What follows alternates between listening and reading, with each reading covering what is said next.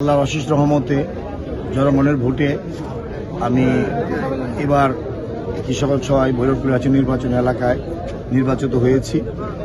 1,43,064 ভোটে আমি বেশি ভোট পেয়ে নির্বাচিত হয়েছি। সত্যি এটা আমার জন্য অনেক গর্বের। আমি পরম করুণাময় আল্লাহ তাআলার প্রতি কৃতজ্ঞতা প্রকাশ করছি আল্লাহ অশেষ রহমতে। আর আমার ভৈরবপুর নির্বাচনী এলাকার সকল নেতাকর্মী এবং সর্বস্তরের জনগণ, সকল সনাতন ধর্মাবলী সহ মা বোন সহ সকল শ্রেণী পেশা খেটে খাওয়া শ্রমজীবী মানুষ সকলের প্রচেষ্টা এবং সমর্থনের বলে আজকে আমি এখানে বিজয়ী হতে পেরেছি।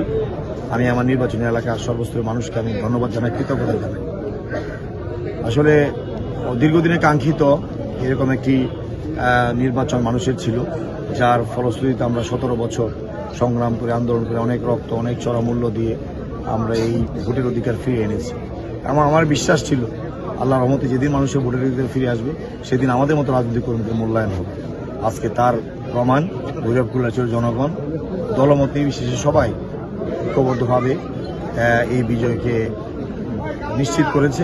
আমি মনে করি এই বিজয়টা আমার না, এটা এই কুলিয়ারচর সর্বস্তরের জনগণ।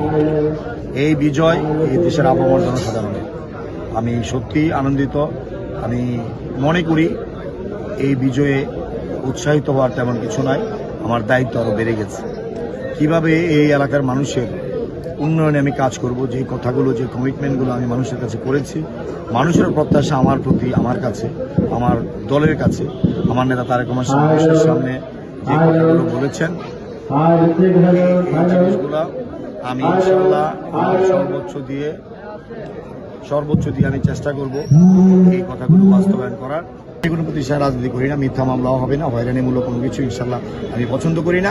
আমি চাই ভৈরবপুরের চরে সবাইকে নিয়ে আগামী দিনে আমরা সামনের দিকে এগিয়ে যেতে চাই। ইভেন কি যারা প্রার্থী ছিল আমার সাথে তাদেরকেও আমি